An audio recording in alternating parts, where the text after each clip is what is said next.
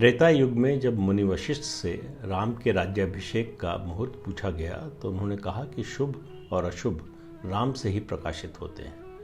राम का जिस दिन राज्याभिषेक होगा वह दिन शुभ बन जाएगा। तो भारतवर्ष में 5 अगस्त एक नया शुभ मुहूर्त बन गया। इसी दिन प्रधानमंत्री नरेंद्र मोदी ने अयोध्या में श्री राम मंदिर के गर्भगृह का भूमि पूजन किया। इसके साथ 5 अगस्त को सनातन धर्म की संस्कृति के समाज में पुनर्स्थापना का श्री गणेश हो गया। पुनर्स्थापना इसलिए कि पिछली कई शताब्दियों से हम धीरे धीरे अपनी ही संस्कृति से दूर हो गए। भारतीय संस्कृति का मूल आधार है गार्हस्थ्य व्यवस्था और राम इस व्यवस्था के चरम आदर्श हैं। राम के बिना भारतीय संस्कृति की कल्पना कठिन है। उनके चरित्र से समाज में मर्यादाएं बनी, आदर्श स्थापित हुए। राम भारत की सांस्कृतिक विरासत के सर्वोच्च प्रतीक हैं।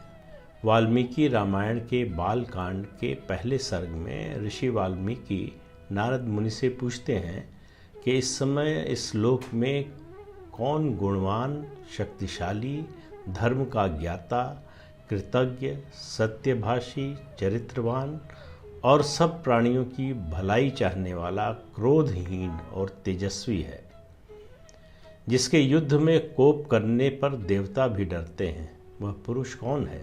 नारद कहते हैं वे इक्ष्वाकु वंश में उत्पन्न हुए हैं और उनका नाम राम है। जिस प्रकार नदियां सागर के पास जाती हैं उसी प्रकार सज्जन पुरुष राम के पास जाते हैं। जगतगुरु रामनंदाचार्य रामभद्राचार्य कहते हैं कि राम नाम दुनिया की महाऔषधि है।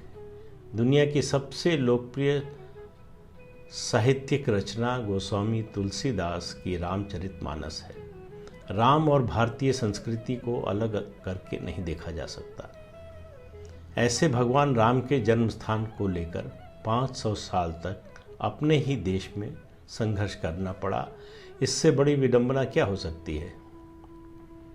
भारत में राम के अस्तित्व को भी चुनौती मिल सकती है, यह अकल्पनीय बात भी हमने सुनी।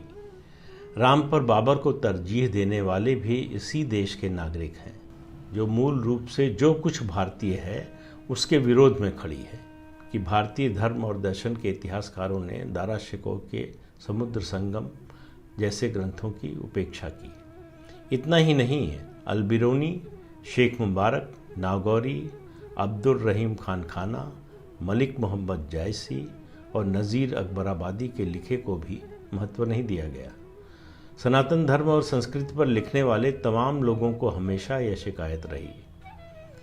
अपनी पुस्तक वैश्वानर की प्रस्तावना में मंत्रों की शक्ति के बारे में बात करते हुए मशहूर लेखक शिवप्रसाद सिंह लिखते हैं, मैं जानता हूँ कि हमारा बौद्धिक कितना नकलची और अज्ञान के ज्ञान में मस्त रहने वाला प्राणी है। उसे अगर कुरान या बाइबल सुनाया जाए तो वह प्रशंसा के अतिरिक्त एक शब्द नहीं कहेगा। पर यदि हम वैदिक युग की मान्यताओं के अनुरूप कुछ भी लिखें तो वह नाक भौं से कोड़ेगा। आंदोलनों के बारे में अक्सर देखा गया है कि वे जिस लक्ष्य को लेकर शुरू होते हैं बीच रास्ते में ही वह छूट जाता है।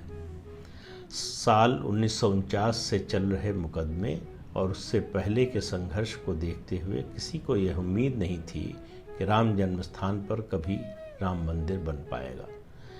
विश्व हिंदू परिषद के अशोक सिंघल ने 1986 में 30 अक्टूबर को राम मंदिर आंदोलन का शुभारंभ किया। यह उन्हीं की तपस्या का फल है। भारतीय जनता पार्टी और लाल कृष्ण आडवाणी की भूमिका मई 1989 में हिमाचल के पालमपुर अधिवेशन में राम मंदिर पर पास हुए प्रस्ताव से शुरू हुई।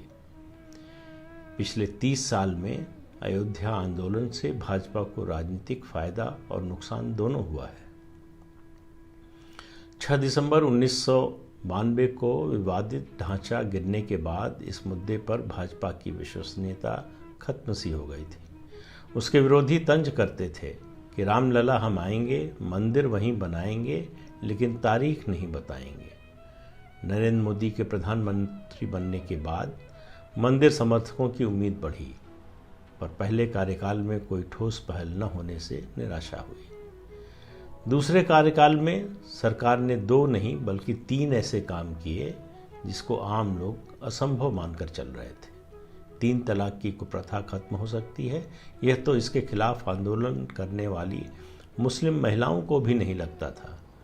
उसके बाद जम्मू कश्मीर से अनुच्छेद 370 खत्म हो जाएगा, यह पाक अधिकृत कश्मीर को लेने से भी कठिन लगता था। पर अमित शाह के गृहमंत्री बनने के बाद 5 अगस्त 2019 को संसद ने जो देखा वह अविश्वसनीय और कल्पनातीत था। बात सिर्फ यह नहीं थी कि मोदी सरकार संविधान के इस प्रावधान को खत्म करने का प्रस्ताव लाई, उससे भी बड़ी बात यह थी कि अल्पमत में होते हुए भी राज्यसभा में यह प्रस्ताव भारी बहुमत से पास हुआ। राम मंदिर पर सुप्रीम कोर्ट का फैसला शायद अभी और कई साल न आता अगर नरेंद्र मोदी प्रधानमंत्री न होते, पर वहाँ भी बड़ी बात हुई 5 जजों की पीठ का सर्वसम्मति से आया फैसला। इसकी भी संभावना न के बराबर थी। फैसले से हिंदुओं के मन में अपने ही देश में तिरस्कृत होने का भाव तिरोहित हो गया। याद रहे, सनातन धर्म में विभिन्न धर्मों, संस्कृतियों को एक सूत्र में बांधने की अद्भुत क्षमता है। यह क्षमता राष्ट्रीयता के विकास में बड़ी भूमिका निभा सकती है।